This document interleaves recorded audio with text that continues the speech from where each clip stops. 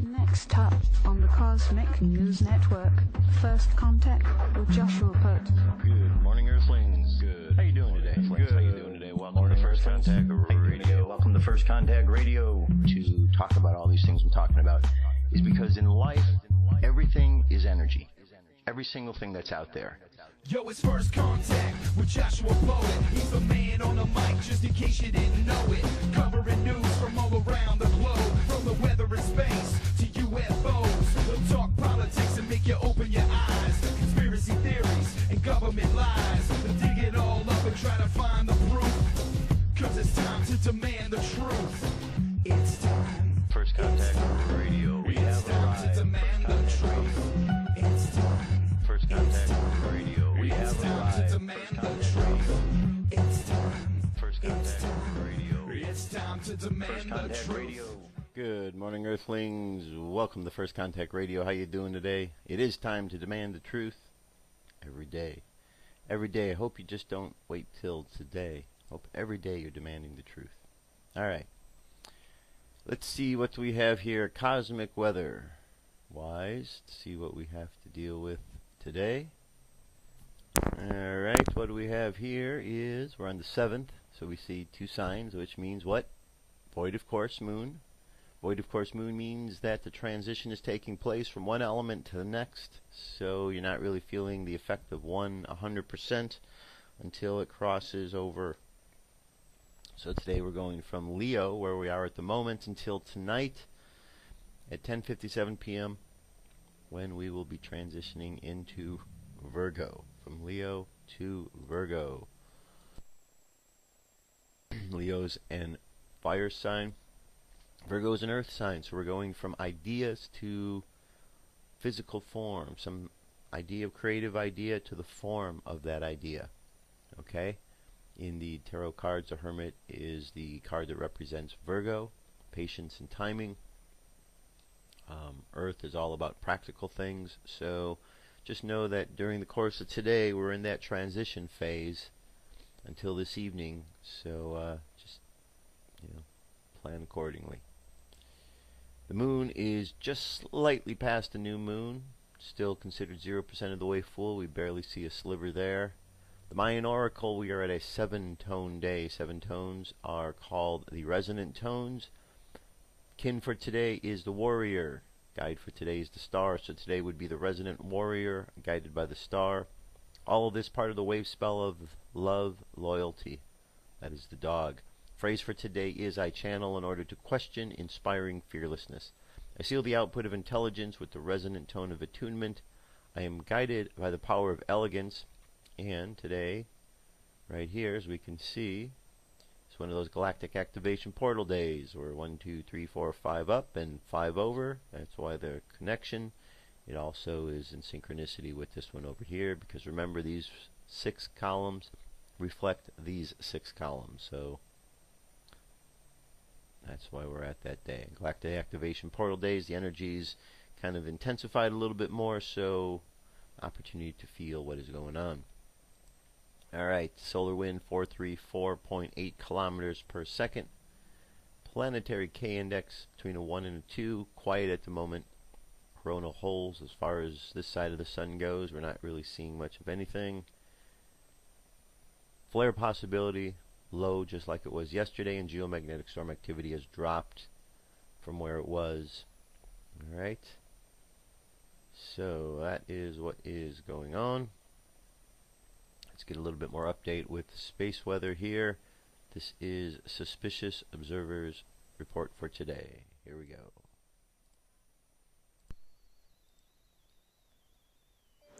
Good morning, folks of climate extremes. Distant cousin here is the sea surface anomaly. This might seem counterintuitive, but the ocean has a non-homogeneous surface level. Blue is sea level rise, and brown areas actually show lower surface height than normal. Back to the extreme temperature swings. This here is the full 2012 year, above and below average. Notice the heat in the lower 48 and the cold in China. I've spent a good deal of 2013 dissecting the records we've set this year, and in the United States, We've swung cold into the lead by a large margin, precipitation trouncing both of them, by the way. There's no doubt that the Arctic ice is disappearing in record fashion, but as most of that subsurface melt, the extreme swings have hit here too, and this is one of the coldest and shortest summers in many years for the Arctic. Remember that cold in China? Well, now we see dozens dying from heat. Europe isn't immune to that either. Their 2011 winter was brutal, but are seeing super heat waves now, while India adds flash flooding and killer hail to Europe's same story. The rainfall associated with the Central Pacific storms headed for Hawaii here. Henriette is a hurricane, but now is actually likely to miss south of the islands as we expected with Gil. Still a chance, and Hawaii should be wary. Poor Vietnam. It's the second one of these they've taken in 10 days. Their nation is ripe for landslides and flash flooding. Perth welcoming a storm, while Sydney sends one off. Rain moving from the South Island to central New Zealand by tomorrow. Convergence line in Europe is plainly noted. The storms and rain follow this line with the heat waves still cooking east of it. Bit more precipitation on the coastline today. Meanwhile, 100-mile-per-hour microbursts and tornadic cells that dropped last night in the central states will extend east and south as the convergence of southern and northern air masses play their favorite game tonight at sunset. Solar flaring is nil. The only established spot of significance is down south. Got beta polarity, just needs to regroup. Meanwhile, the new sunspots on the southeastern limb appear developed and longitudinally in tandem. The magnetic connections to our star are still spread, but now the subconnectivity is leading down the coronal hole directly facing Earth today. You see how that umbral gap between blue fields opened way up down south? Actually got another little opening up to the north, but frankly, I don't see a coronal hole up there, just down south as an extension of that darker hole on the equator. We have seen our first 6-pointer in days and days. USGS actually says it's a 5.9, but it's still the biggest in over a week. Quake Watch score today is down to 6, but I don't think it'll get a chance to go much lower. This is Stereo B, showing what Earth will see over the next 2 weeks, and that is a diabolical looking set of coronal holes. Helio Viewer is back and cranking, so shots of our star to close. Eyes open. No fear, it's 6:50 a.m. Eastern Time, and that's the news. Be safe, everyone. Alright, good report for today. Excellent, excellent, as always. Alright, so let's continue on. The next piece of information is about Bigfoot. So this week, dealing with Bigfoot, I've been looking for all kind of good stuff to play. There's some good stuff out there. There's hoaxes that are out there, as you can imagine. You really have to weed through it. So this is a piece. It's I think this is a pretty good one. Has some good information, and you just see what you think.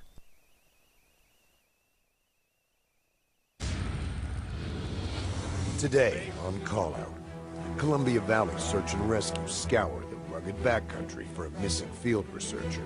But there's a twist. The researcher's scouring the backcountry as well for Bigfoot, the legendary Sasquatch. You don't know who this person is, what they're really like.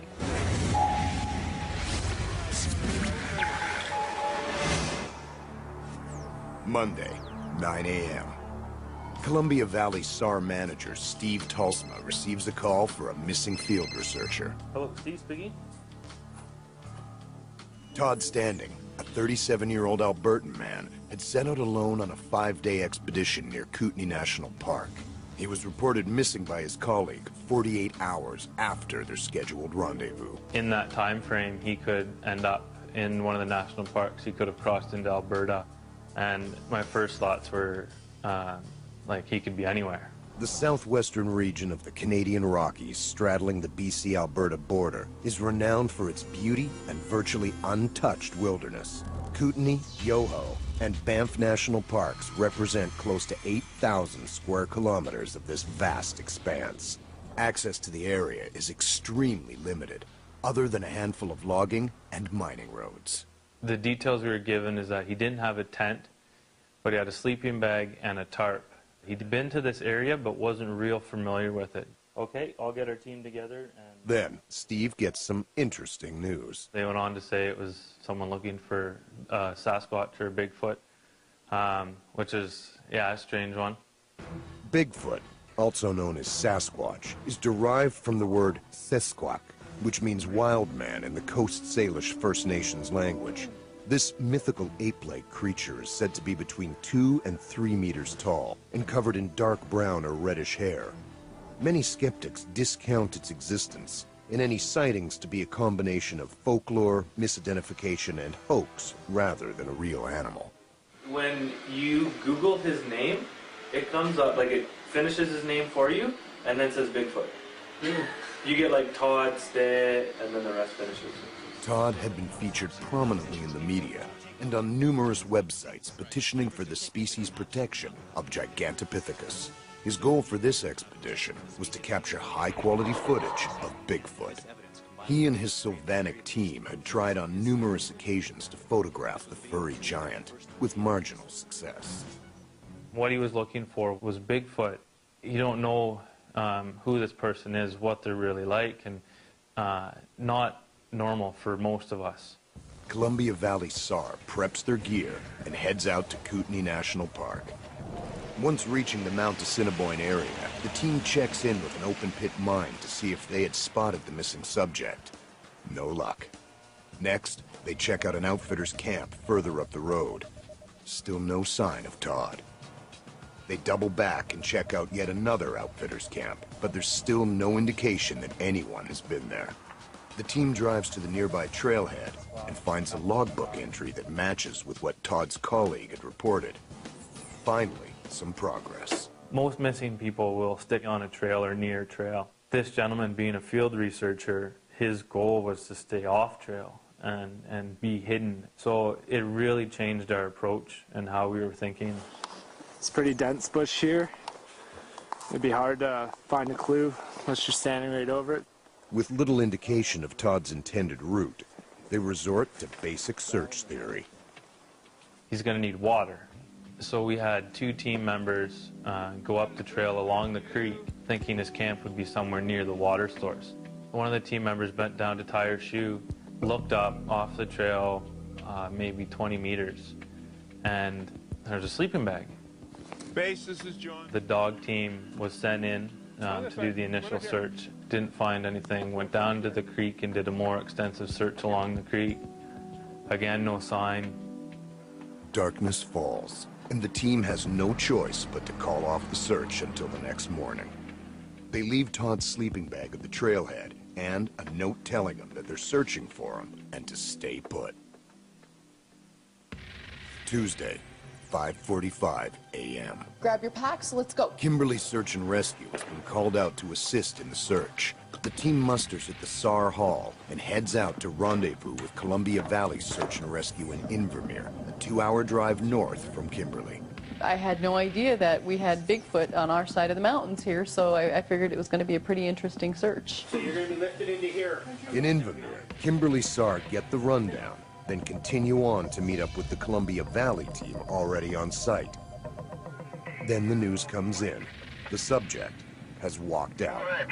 They were all pumped up, ready to go, and to get that call, and it's like, oh, geez, didn't even make it. Yeah, we are up the mountain. Subject has been located, so we're just looking to turn around, but we just want to talk to Steve before we head back. The teams turn around and head back to base. At the end of the day, if it's a good outcome like this was, he walked out of the woods on his own, that's okay. We're happy with that. How are you going to find the most elusive animal on the planet, probably, because science, has virtually no knowledge of this species. How are you going to find it if you're not going to go out into the depths, deep, dark depths of the mountains? You got to get out there. You got to do some work. Day 1 of Todd's journey to find Bigfoot. He's dropped off at the trailhead, where he'll be picked up 5 days later. He sets up base camp and takes off on his journey. I only bring what I absolutely have to. So my cameras, I have a little tiny backpack that's just got food in it, and that's it. All my other gear is on my person, and it's tight, and I run, I move. I rock climb when I have to. I jump precipice when I need to. I'll do the best I can to live off the land, like the First Nations people have taught me. So I can survive out there pretty well for a short length of time, My goal was ultimately to not only get a video shot of the day watcher, but to get into the domicile and start seeing if I could see footprints and maybe hair samples and fecal matter and I don't know what else. Signs of what they're eating, bones maybe they've left behind from animals they've eaten, I don't know. After a 2-day venture into the backcountry, Todd is successful in finding a Bigfoot domicile, a well-hidden dwelling where Sasquatches live. He carefully approaches, trying not to alarm the unsuspecting occupants, when he spots the Sasquatch. This guy walked right into an area where I could film him and shoot him, and that's what I got. I know that's a real animal. I know it'll be put through the ringer and whatnot. Eventually, when I can prove the species is real, people will start to understand the reality of it, but it's tremendous evidence for me.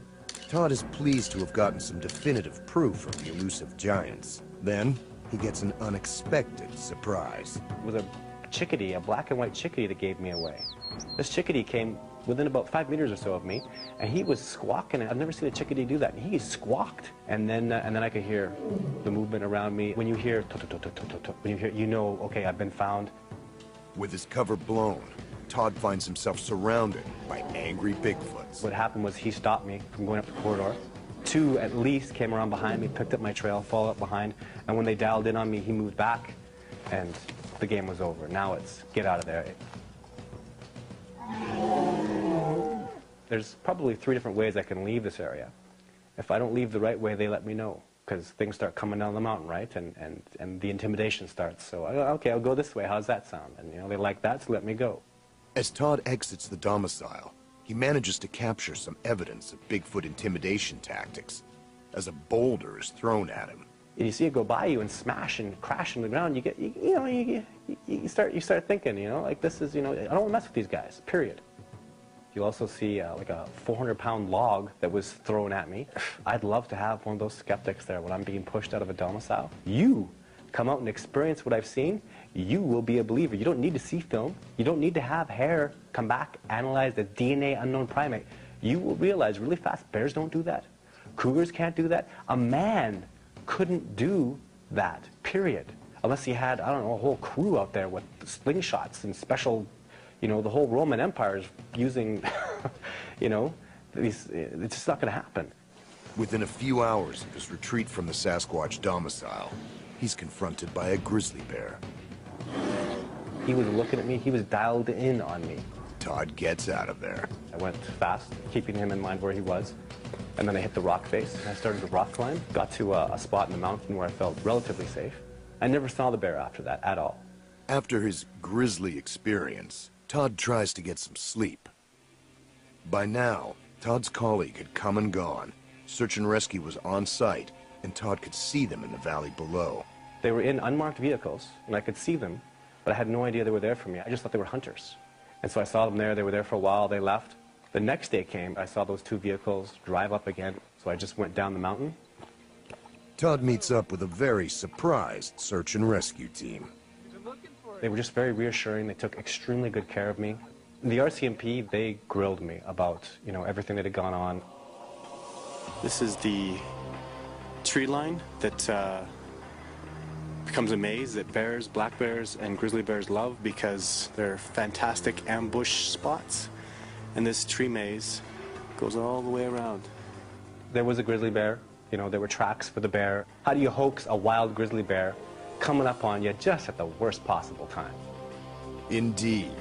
No sooner does he escape a band of angry Bigfoot than he's being chased by a wild grizzly bear. I wouldn't play a game with that. It's not funny. I take this so seriously because, you know, search and rescue might get called. You know, the police might get involved, and that's very serious. We're not here to judge. We got called for a missing person. We responded for a missing person. At the end of the day, he walked out. He was healthy. He was fine, and he got to go home. And I guess that's all that we can hope for. All right, so there you go. So for you to decide, was he really chased by a Bigfoot? I don't know. Or is he just saying that? Sounds pretty interesting. Sounds pretty cool. I'll have some more stuff the next 2 days on Bigfoot, and there you have it. So that's it. UFO News is up next.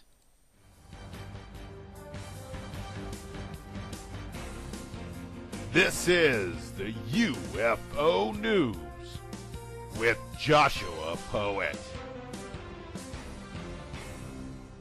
right, Dirk, thank you very much.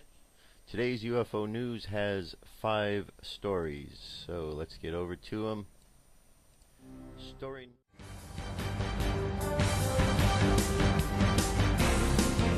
This is the UFO News with Joshua Poet. I seem to have lost my section here where the news goes. Let me figure this out for a minute here, folks. How to replace this back here for you. Let me see. Hang with me. Here we go for a second.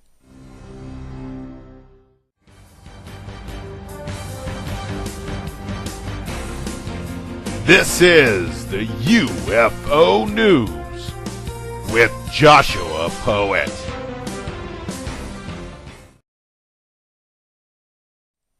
Alright, here we go. Okay, 5 stories for today. Story number 1 comes to us from Belgium. This is amazing UFO hiding in a cloud. This was taken last month on the 25th. Alright. Sure, this looks like a cloud, but that's because the cloaked UFO inside created to hide inside. Watch the glowing of the cloud and then it flickers from within. This should be impossible, and yet it's here on video. Lightning does not last more than a split second, so there is some kind of powerful energy source hiding to create this light. Aliens dependent human beings being naive compared to the extraordinary intelligence. Don't be naive, look for them. Look to the sky for their ships, and one day you may catch something that cannot be given any reasonable scientific explanation other than the existence of aliens. So there you go. That's pretty interesting. Now if you looked up and you saw that, certainly give you food for thought, wouldn't it? Okay. So there's story number 1. Story number 2 comes to us from the ISS. This time we have a couple of objects that are up there. So remember, we've seen tons of different types of objects out there. To see this at its best, you really need to click the link above and have to look at it. It's amazing, caught by accident by NASA. These glowing UFOs seem to be following one another into Earth's atmosphere. There's a lot of secrecy over the objects that orbit Earth. Some even say that the objects that orbit Earth are dark night satellites, a system placed there thousands of years ago by aliens. Alright. So, objects right there. So what do you think that is? And you've seen enough things now to realize there's something going on out there, right? Moving on. Giant rod passes across Japan volcano on August 2nd, 2013. This rod got caught on live cam in Japan this week. Volcanoes have been carefully watched by ufologists worldwide in hopes of seeing UFOs coming out of the craters on live internet cams. Rods are believed to be living creatures whose purpose is to send and receive messages and conduct research, much like a drone gathers intel. Okay. There's our... We're flying right over it. Now that thing looked like it moved so fast that it's hard to really tell if that was what that was. It could be a tube. Yeah, it kind of looks like a tube, but maybe it's something else. But pretty cool. Check it out, see what you think. Moving on. This one here is another crop circle. This was in Devizes, Wiltshire, UK. These 2 new crop circles were found in Wiltshire on the 1st and the 6th. So that's a pretty good one here. We got 1, 2, 3, 4, 5, 6. Let's go back and look at that for again. Okay, what do we have here? We've got okay, the big circle, and 1, 2, 3, 4, 5, 6, 7, 8, 9 out here. And then inside 1, 2, 3, 4, 5, 6, 7, 8, 9, and a 10th one here. So we got 10 circles in here, 9 out here, and then 1 here. So 20 circles all together. I don't know what this means, but something to look at and see if we can figure it out. And then the other crop circle is, where's the other one here? There we go. This one's also pretty complex. We have, what kind of patterns do we have here? 1, 2, 3, 4, 5, 6, 7, 8, 9, 10. Again, 10. And then we've got the cube in the middle. That's a cube of space, cube of time. So something to look at. See if you, what your thoughts are on these. Alright, most interesting, and moving on. Very last story here. This is called The Continuing Curiosity of the Roswell Incident. It's written by Dennis Balthazar. Dennis Balthazar is a longtime researcher out there in Roswell. I've gotten to know him on my trips out there. Really, really great guy, and awesome researcher, and the information that he puts out, and really good quality stuff. So if you get a chance to familiarize yourself with any of Dennis's work, I would highly recommend it. Says, when asked how I became interested in UFOs, which I'm asked a lot, my answer is always the same. Some 30 years ago, I would lie in my backyard and look up at the night sky and wondered what might be out there. I've never been egotistical enough to think that we're the only thing in this vast universe that our Earth is a small part of. Like everyone else, I was raised in a box, fed information by my parents, teachers, and others, but at some point I decided to get out of the box and look at other possibilities, including the possibility that other life forms surely exist out there somewhere.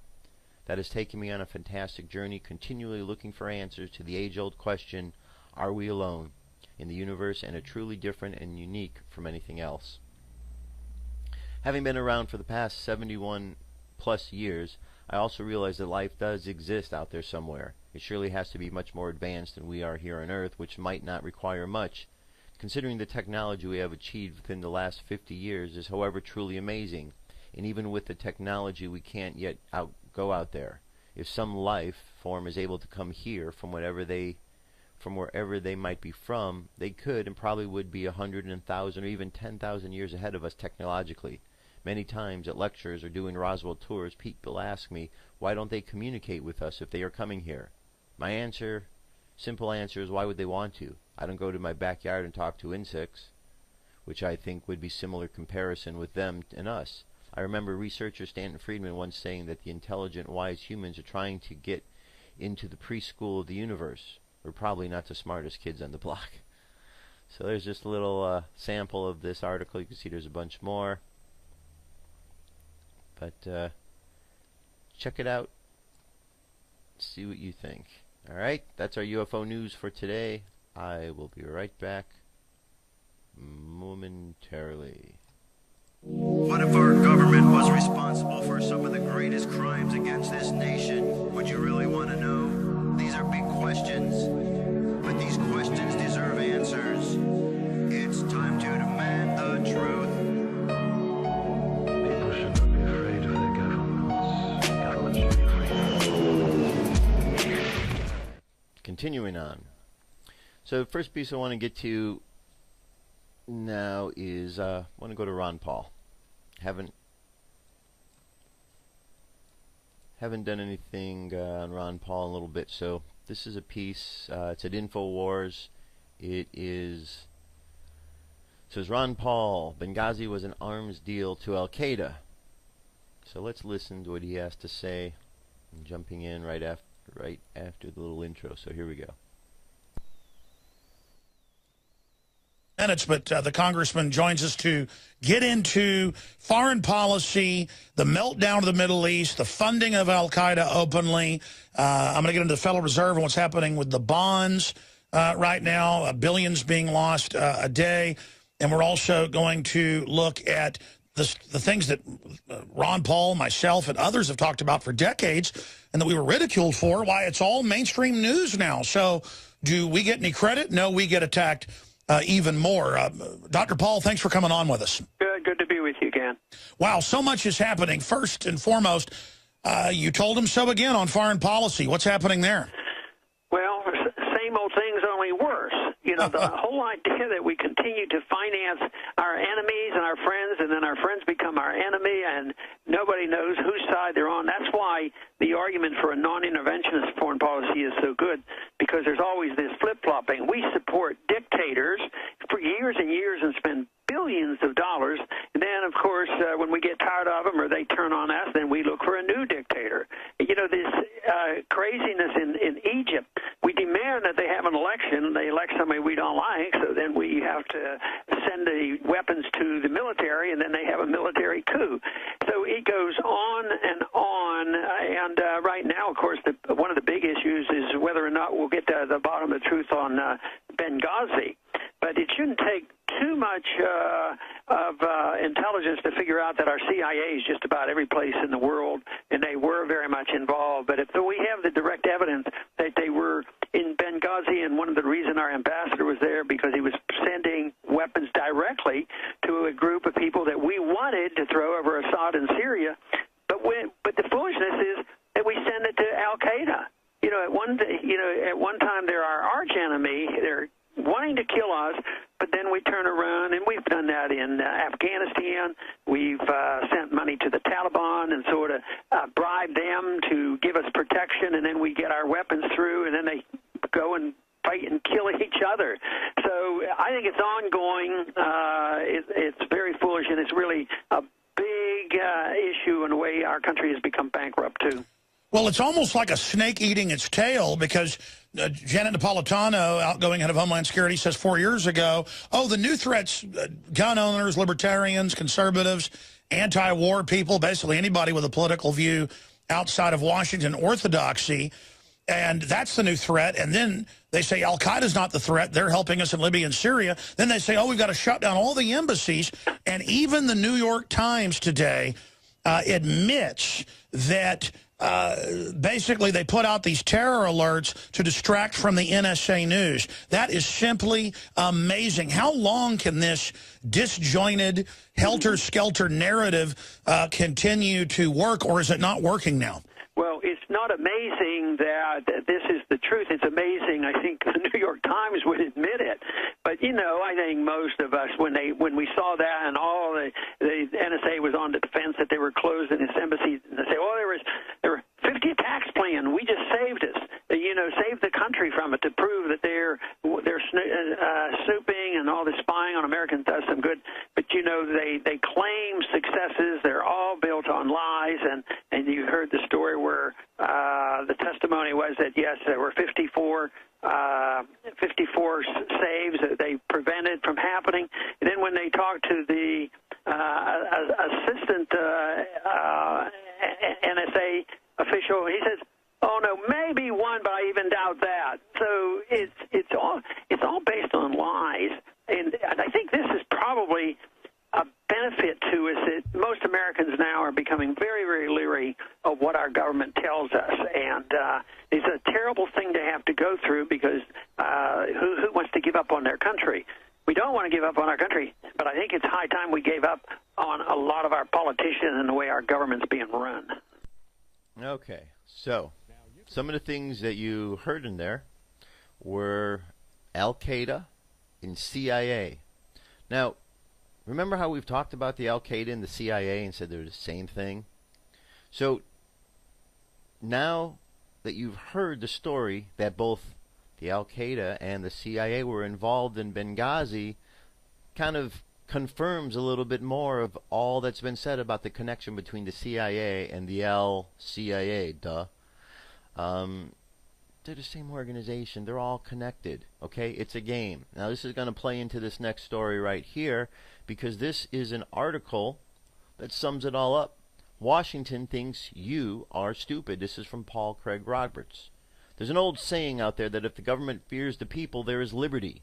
But if the people fear the government, there is tyranny.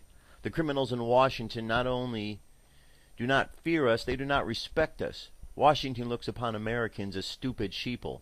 Washington believes that it can tell the population anything and the people will believe it. For example, the official line is that the recession that began in December 2007 ended in June 2009. Many Americans believe this, even though they have not personally experienced economic recovery. Indeed, they are sinking further into poverty and near poverty.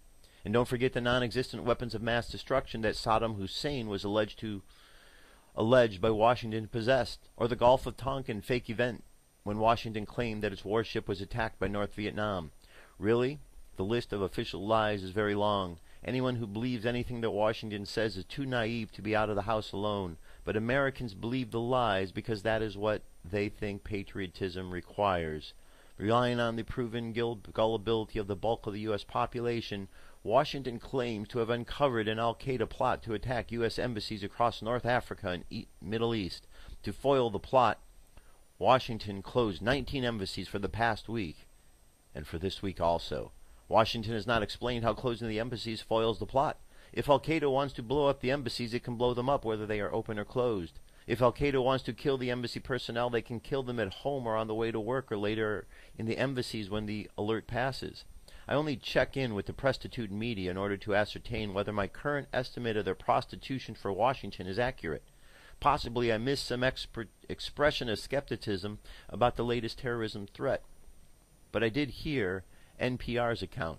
Back in the Reagan years, NPR was an independent voice. Today, it is part of the prostitute media. NPR lies for Washington with the best of them. The U.S. media has ignored the obvious fact that as soon as the American population, Congress, and Washington's puppet allies such as Germany made an issue over the NSA's clearly unconstitutional and total illegal spying, universal spying, the Obama regime pushed the fear button and hyped a new terror plot in order to shut up critics and bring Congress and Germany back in line.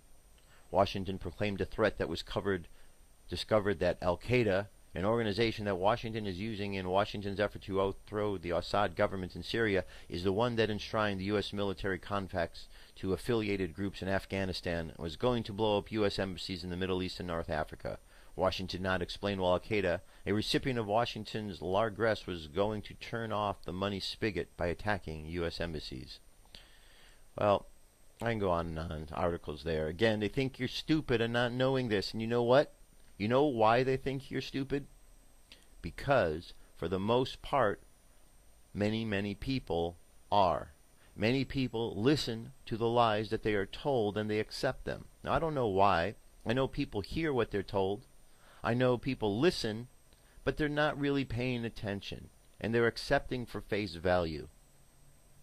I don't know why, but little by little, people will wake up. Now, there's a problem we've got going on. I'm going to address an issue, and again, I'm giving the thing. I'm white, and I'm going to talk about a black-white issue here. Doesn't mean I'm racist. It means I'm going to talk about an issue. Okay? That's it. So, the other day, Oprah Winfrey made a comment, and I've heard a number of complaints about this comment that she made, which is why I'm going to weigh in on this issue. She made a comment that the Trayvon Martin case was just like, in her mind, was just like the Emmett Till case. Now, I don't know if you know about Emmett Till. I'm going to tell you about that. And I'm going to tell you and show you how these two cases are not even alike. So the question is, why would Oprah say something like this? I don't understand. But let me get into this here. Let me get into show you. Okay? We all know about what happened with Trayvon Martin, right? Trayvon Martin was a guy who was out of his house by himself. He went to the store, made a purchase. On his way home, he discovered that he was being followed. At one point, he stopped his way home, turned around, and then went and confronted his attacker, confronted the person following him, Zimmerman. The two got into a fight. At one point, Trayvon Martin apparently was getting the best of Zimmerman, which means he was winning the fight, he was throwing the punches down, and he ended up getting shot, which we are told was in an issue of self-defense from Zimmerman. Okay, that's what we are told what happened. A guy out on his own, returned back to the scene, and did this. Now, Oprah, the other day, said that the Emmett Till case was just like that. Let's look at what the Emmett Till case was and realize, and you'll see that the two have nothing alike. Okay, Emmett Till was an African-American boy who was murdered in Mississippi at the age of 14 after reportedly flirting with a white woman. Till was from Chicago, Illinois, visiting relatives in Money, Mississippi at the Mississippi Delta region when he spoke to a 21-year-old Carolyn Bryant, the married proprietor of a small grocery store. Several nights later, Bryant's husband, Roy, and his half-brother, J.W. Milam, arrived at the Till's great-uncle's house where they took him from the house, okay, transported him to a barn, beat him, gouged out one of his eyes before shooting him in the head and disposing of his body in the Tachahachi River, weighing it with a 70-pound cotton gin fan tied around his neck with barbed wire. So, that's what happened with Emmett Till. Does that sound anything at all like what happened with the Trayvon Martin case? Absolutely not. Emmett Till was dragged from his house. Trayvon Martin was out on his own. Emmett Till and Trayvon Martin have nothing in relation to each other. So why would Oprah say something like that? It just goes to show that no matter how much money you have, you still don't necessarily pay attention to history, because all it takes is looking at the history to see what happened. So if she's not looking at history, what is she doing? Is she baiting a race war here? Is she just another one of those who's baiting a race war for some reason? I don't understand what the problem is between the blacks and the white in this country. I don't understand when I hear blacks tell whites that they can't be racist, that black people can't be racist. I don't understand why black people keep saying that they don't like slaves, they don't like the N-word, but yet you hear so many of them call each other the N-word all the time. I don't understand that. I know other people don't understand that. It's kind of confusing.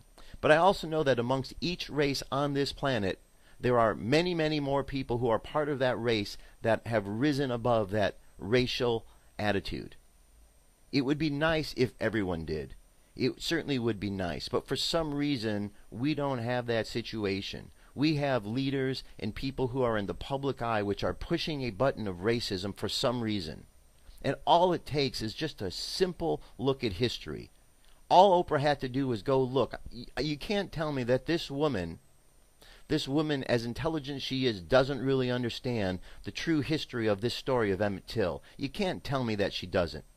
So I don't understand why she would try to compare that event to the Trayvon Martin, which has nothing to do with each other. Again, something for you to consider.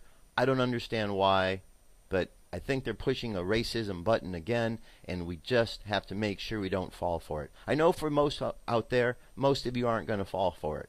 But there's that minority amongst all of the races which are still caught in that small-minded attitude, and they're still caught up in the problem with another person's skin color. Get over it already. Believe me, there's many more colors of skin out there in the universe, and if you're having problems with the ones on this planet, you're really going to have a problem when you start seeing other skin colors other than the ones down here. So just get on with your life. Get over it. There's different skin colors. That's just the way it is. But we're all have the same inside. We're all created by the same creator. That's the important part. So forget about the superficial. Let's get to the important stuff. And maybe, hopefully, our leaders, the people in the world, I don't even want to call them leaders, but the people who are in the public eye like the Obamas and the Oprah Winfreys and the Sharptons, hopefully they will stop pushing the race button. Hopefully they will stop doing that. I'm not really expecting that's going to happen because it seems to be a good tactic that they like to use. But that's my 2 cents on the matter. Anyway, next. This here is about a mysterious hum. We've all heard this, or a lot of people have talked about this mysterious hum they've been hearing around the world, right? So, it says, mysterious hum heard worldwide, a mind control operation by U.S. and U.S. governments. It seems this year we have yet another strange acoustic event taking place on a worldwide scale, replacing that of the trumpet sounds repeated during the latter half of 2011-2012, this time with a low-pitched hum heard by about 1 of every 50 and mostly experienced by older people above 50 years of age. The sound itself resembles that of Taos, New Mexico, which has been heard for over 2 decades in the area. Contrary to the strange sounds of trumpets reported around the world, the hum is a phenomenon. I, too, am familiar with having heard it occasionally in different areas of the U.S. since 1990. Personally, I haven't heard it for about 12 years. The sound of a low-pitched hum that seems to emanate from whatever structure you happen to be in at the time. It's most likely rarely experienced outside of an open area. It seems to need something constructed such as a house, building, etc. to bounce off or interact with. Thus we must conclude that the hum is not a sound per se, but a vibration which causes the perception of sound when it interacts with the structure. If you happen to have experienced the hum, you may have noticed that the perception of sound can be very high.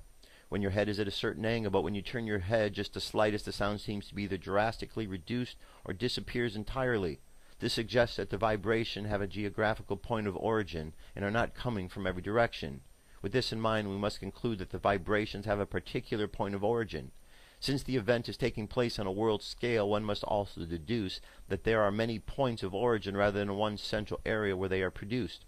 This also indicates that the vibrations are very likely a manufactured event rather than naturally produced by the planet itself. If the vibrations are being produced by humans, we must realize off the top that such an endeavor would be too large for average people to pull off on a scale the hum is being experienced the world over. Thus, we have to assume the governments are involved. The hum is experienced mostly in the US, UK, Australia, and scattered among the Mediterranean sea coast, and in some of the areas in the world on a much lesser extent. Interestingly, the hum seems to have not been experienced in Russia or China. This indicates that US and UK are the countries responsible for manufacturing the vibrations, since it would be impossible for the US and the UK to install equipment necessary for producing the vibrations in either of these two countries. Since vibrations can be used to manipulate the mind, we must realize that the hum is being used as a tool to influence people's thinking on a massive scale. More of an explanation of how governments are achieving this are at this link.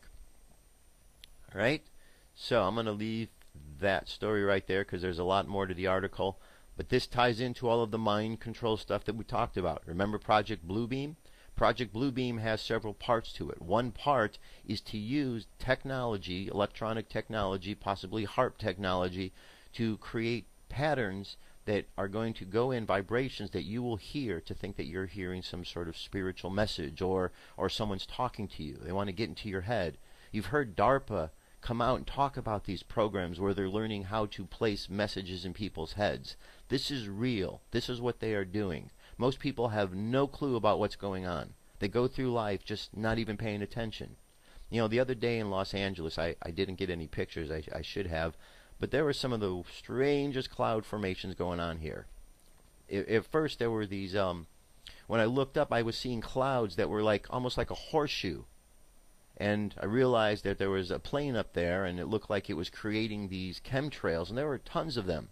But the strange thing about it was as these chemtrails would dissipate, there were some of the strangest shapes that were coming off of these clouds. They weren't looking like normal clouds. And I was walking down the street, and I was just looking up at this. And people would walk by and look at me, wondering what I was looking up at. But nobody was looking up at the sky. Nobody else was looking up. And I was just wondering and noticing how people just walk on by and they don't pay attention on a daily basis what's going on around them. There's something going on. There's something definitely going on. You know, there's a interview out there I was listening to. I believe the person's name was Patty Broussard, and I was listening to the interview. It was on Veritas Radio the other day. According to Patty, Nibiru is out there, is coming closer, and that there are times and there are alignments with Nibiru, the sun, and that system with Earth, and at those times there are heavy earthquakes that are occurring. And now there's another alignment coming up, according to her, between the 17th and the 26th of this month. She says, he or she, Patty says that what's going to be going on with this is that there's going to be an earthquake upwards of a 15 magnitude. 15 magnitude, and I believe that she said that it could be situated and could hit around the Seattle area. Now, take it for what you will. I don't know the reality of this. Haven't heard any of this person's work before. All I know is this is a recent interview that's out there, and so if you happen to hear it, this is the talk. That Nibiru is out there, that it's coming closer, and that there's a huge earthquake that could be happening down here within the last half of this month. In that, it's also said that they're saying that the coast will be lines will be destroyed, and the country is going to be in havoc, and that the FEMA camps and all the stuff that are out there are in order to facilitate those who will be running chaotically afterwards. Well, the military and all of those will be in their deep underground military bases and so on. So, something to check out. We'll look into this further just to see what the reality is. But hey, if there's a 15-point earthquake coming, what can we do about it? Really can't do much of anything. We got to stay connected to spirit. That's the only thing that we can do. Stay connected to spirit. Stay connected to that source so you know where you need to be at the moment you need to be there. That's all you can do. And then we just need to trust. We need to trust because there are brothers and sisters out there in space that do want to help us. They don't want to hurt us. There are those out there that have problems, but there are those good ones that want to help us. And we need to learn to differentiate between the good guys and the bad guys. If we just point our fingers and say, Galactic Federation all bad, we might be missing out on something very important. We can't. Can we afford to do that is the question I have to ask. Can we afford? Let's say Earth is hit with a huge earthquake, and Earth is flooding. And you have an opportunity to either get on a ship or stay and drown in the flood. What are you going to choose? I don't know. Hypothetical situation. But we need to consider the possibilities because, again, these are realities. And every day you're seeing more UFO reports. Every day you're hearing more confirmation about things and stories that were told in the past that have come true. So all of this talk is leading to somewhere. All of this evidence is leading to somewhere. Point is, where? Well, we have to use our discernment so that when the time comes, we know what to do. We can't just listen to those in the media who are telling us what to think about this. Please don't listen to those in the media because they have no clue. Okay? Bill O'Reilly is not going to tell you the truth. Anderson Cooper or Cooper Anderson, whatever his name is, he's not going to tell you the truth. What's her name on MSNBC? She's not going to tell you the truth. None of them. They have no vested interest in telling you the truth. So if you go to those stations expecting to tell the truth, you might as well just go and bang your head against the wall because you'd have better results. At least then you'd get a wake-up call realizing that you're not going to get any information. You might move on. There's better sources than the mainstream news. Please stop listening to them. They're only lying to you. They're only misinforming you and confusing you. You'd be much better off to turn off the TV. Go on the internet. Find sources there. Learn. Think for yourself. It's real easy. Those who are doing it understand exactly what I'm talking about. And I know there's a lot of you thinking for yourself, so, don't think I think otherwise. All right, what we have here now is our angel message for today, and it says, abundance can be yours. Picture it, relax, and imagine it being yours. Then release any negativity to it so that we can bring it to you. Abundance can be yours. Picture it, relax, and imagine it being yours, and then release any negativity to it so that we can bring it to you. Very nice message. Nice message indeed. All right. And that brings us to our Galactic Federation of Light message from today. This is Lady Nada. Again, if you're not certain about the organization of the Galactic Federation of Light, that's okay. Listen to the message, listen to the words. That's the important part, because all of these messages are talking about how your soul can evolve during this time of transition. Take from it that, okay? You don't need to decide whether you're going to get up on their ships or not at this point in time. All that is being required of you is listen to their message and to see if what they're saying is something that is going to help you on a soul level. That's it. That's all you need to do with this information at this point in time. So here we go.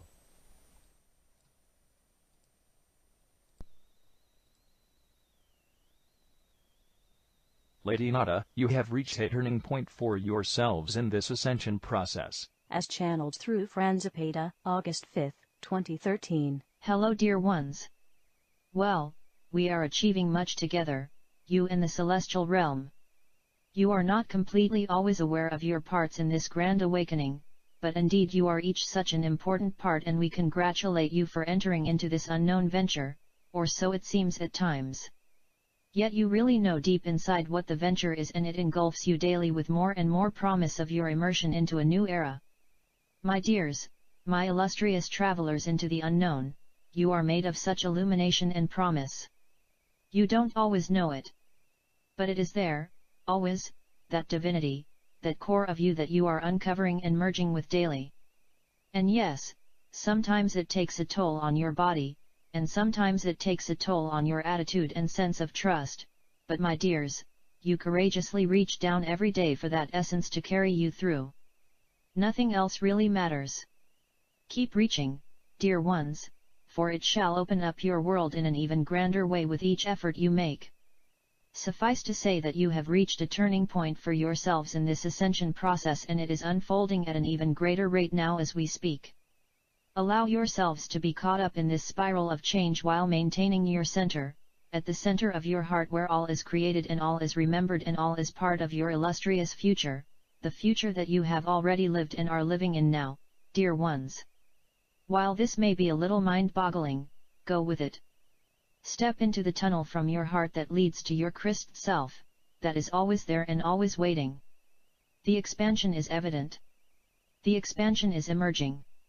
The expansion is such a part of you now that you cannot deny it. Go with it, dear ones. Play with it, and be within this expanded heart space that you have allowed and are allowing with the recent energy surges. Push out the boundaries evermore. Be light within it, be the light within it. Take it one step further each day, as your capacity to expand increases. Stay within the eye of the storm, so to speak. It is safe there. It is all you are. The distractions are merely wanting to pull you out of it, but stay strong and centered within your heart space and be there, while you observe and experience what is going on around you, always discerning what is real and what is illusion. Your abilities to discern are growing, dear ones. They are serving you well. You know the truth now, dear ones. It beckons you and sustains you. It is your emerging divine essence stabilizing within you, from which all is colored and etched right now. Stay with it and immerse yourselves within it, for it is not your call right now to deny it. It is not in your highest good to deny it. It is not in others' highest good to deny it. You are emerging, dear ones, and for that you can be grateful, and it shall sustain you in the coming days of ever more expansion and influx of energies. You are being lit up like beacons now, for all to see and follow, and it is in the peace of that you are sustained. The glory of your essence is emerging and has so many possibilities of illumination and creation right now. Sit with that and allow that, dear ones. For the time is nigh to be completely immersed in the habit of always coming back to your center and embracing it. Many of you have cleared so much and cleared others as well. You are entering into a new phase of actualization now, that which your new DNA encodements allow you to be. You feel new and strange all at the same time, and for that, please be grateful. For it brings even more alignment thus in that gratitude. For now you sail along with your newfound energy, speeding along to even more completeness and wholeness within yourself. Finding your true self is your job. And the exploring is just beginning for many of you. And the exploring continues for the others. You are all at different stages at discovering yourselves. And the stage is set for each one of you to move forward in the path you have chosen, all the while fitting into the whole to complete a bigger picture designed for the greater good of all. And the journey continues, dear ones. And we are with you, all of the company of heaven. And we support you and we love you. Know that, deep in your hearts, for you are one of us as we are you, and forever you grow into that awareness, that we are all one. We leave you now with this beautiful portrait of your being. You are so magnificent. You are so grand. You are so loved. Go in peace, dear ones. Namaste. We honor and greet the divinity in you, your rightful ownership and gift. Thank you to Lady Nada and the company of heaven. Message. Very nice message as always. Alright, so let's move on now to our meditation for today. Alright, so let's work for today's meditation. You know what? Let's look at the issue of discernment, okay? So let's look at that. I'm just waiting for this little commercial here to get over. Alright. So go ahead and close your eyes. Take a deep breath. And exhale. Take another deep breath. And exhale again. I want you to imagine that you are out in the middle of a large open space, looking at the world. And as you look around at the world, you're able to see all that the world has to offer. You see the modern advances of society, and you look at all that we have created over the years, and you realize we've progressed much in a short period of time. And as you look at all of what's going on in the world, you turn your attention to the newspaper headlines, the stories on the news, the words coming out from the leaders, and you hear a variety of stories that conflict and contradict each other, to the point where you don't know what to believe, what to think. At that point, a giant shower head appears over you, and the water washes over you, and as it does, it washes and cleanses the dirt from your eyes, and you're able to look at things from a new perspective. And as you look around at the same stories and hear the same bits of information, now that your eyes are open, you see things clearer for what they are. Your gift of discernment has kicked in. You see the lies for the lies, and you realize that they are lies, no matter how they are trying to pose them. You realize that the truth is being hidden, and you're able to look past the illusion to see the truth. And as you walk through life, no matter what the situation is, you're able to clearly decipher the truth from the lie. And sadly, you find that there has been many lies that have been told to you. But you are encouraged to know that now that your eyes are open, you cannot be lied to anymore. And as your eyes open and other eyes open, and more people see what's going on, those that are creating the lies, they become weaker and weaker.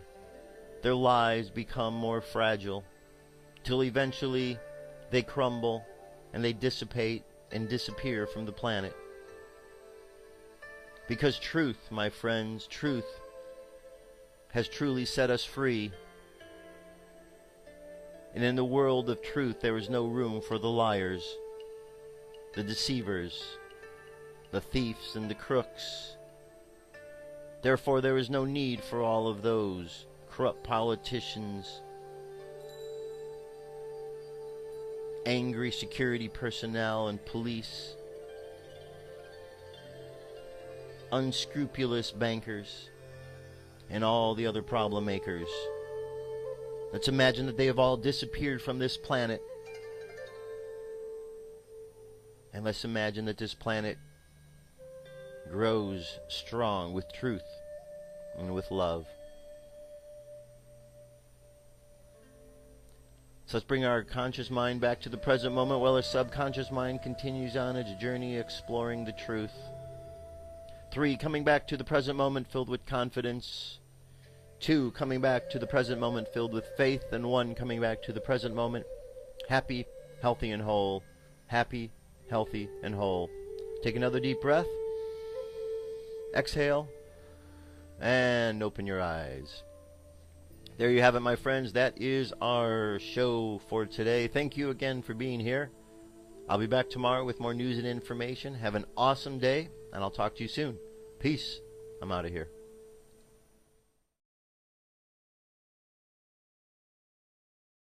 Next up on the Cosmic News Network, First Contact with Joshua Pert.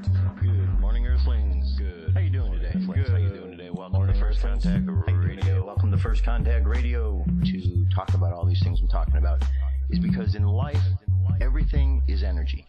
Every single thing that's out there. Yo, it's First Contact with Joshua Poet. He's the man on the mic, just in case you didn't know it. Covering news from all around the globe, from the weather and space to UFOs. He'll talk politics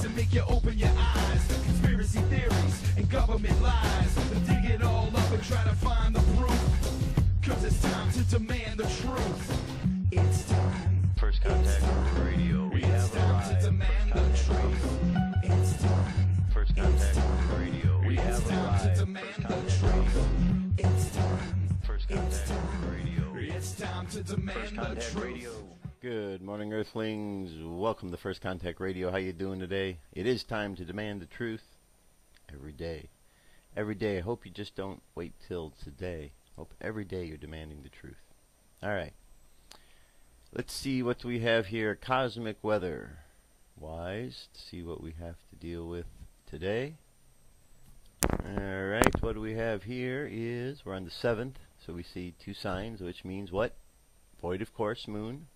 Void of course moon means that the transition is taking place from one element to the next, so you're not really feeling the effect of one 100% until it crosses over. So today we're going from Leo, where we are at the moment, until tonight at 10:57 p.m. when we will be transitioning into Virgo, from Leo to Virgo. Leo's an fire sign. Virgo's an earth sign, so we're going in backcountry for a missing field researcher. But there's a twist. The researcher's scouring the backcountry as well for Bigfoot, the legendary Sasquatch. You don't know who this person is, what they're really like.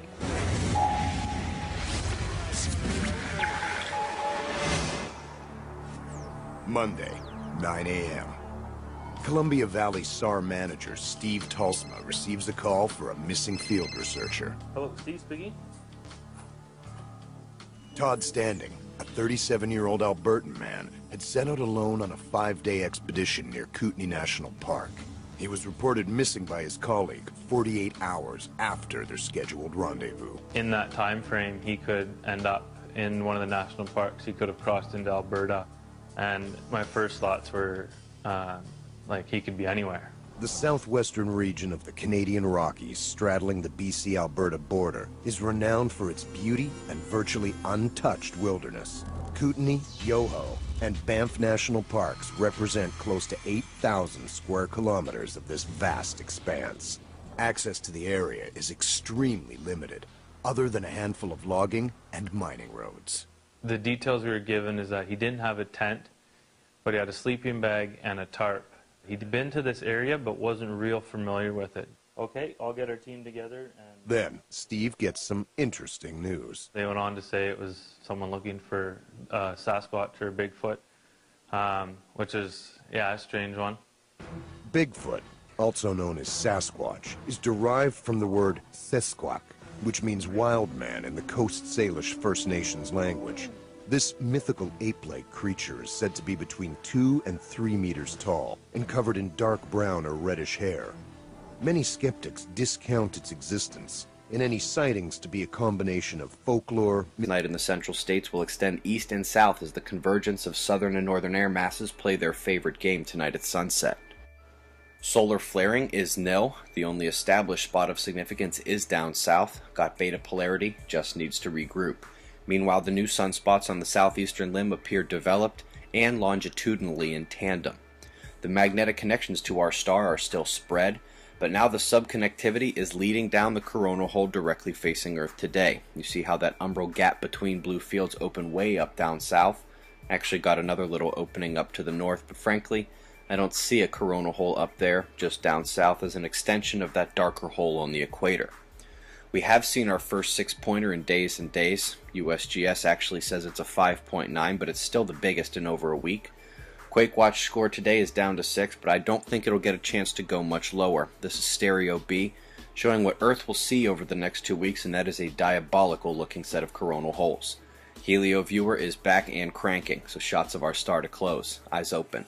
No fear, it's 6:50 a.m. Eastern Time, and that's the news. Be safe, everyone. All right, good report for today. Excellent, excellent, as always. All right, so let's continue on. The next piece of information is about Bigfoot. So this week, dealing with Bigfoot, I've been looking for all kind of good stuff to play. There's some good stuff out there. There's hoaxes that are out there, as you can imagine. You really have to weed through it. So this is a piece. It's I think this is a pretty good one. Has some good information, and you just see what you think.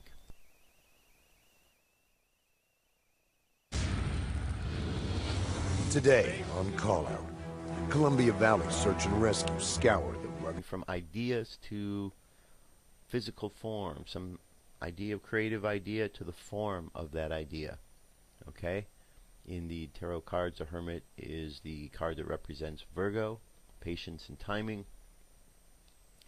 Earth is all about practical things. So just know that during the course of today, we're in that transition phase until this evening. So just, plan accordingly. The moon is just slightly past the new moon. Still considered 0% of the way full. We barely see a sliver there. The Mayan Oracle, we are at a 7-tone day. 7 tones are called the resonant tones. Kin for today is the warrior.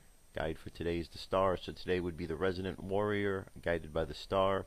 All of this part of the wave spell of love, loyalty. That is the dog. Phrase for today is I channel in order to question, inspiring fearlessness. I seal the output of intelligence with the resonant tone of attunement. I am guided by the power of elegance. And today, right here, as we can see, it's one of those galactic activation portal days where 1, 2, 3, 4, 5 up and 5 over. That's why the connection. It also is in synchronicity with this one over here, because remember, these 6 columns reflect these 6 columns. So that's why we're at that day. Galactic activation portal days, the energies kind of intensified a little bit more, so opportunity to feel what is going on. Alright, solar wind 434.8 kilometers per second. Planetary K index between a 1 and a 2. Quiet at the moment. Coronal holes as far as this side of the sun goes. We're not really seeing much of anything. Flare possibility low, just like it was yesterday, and geomagnetic storm activity has dropped from where it was. Alright. So that is what is going on. Let's get a little bit more update with space weather here. This is Suspicious Observers Report for today. Here we go.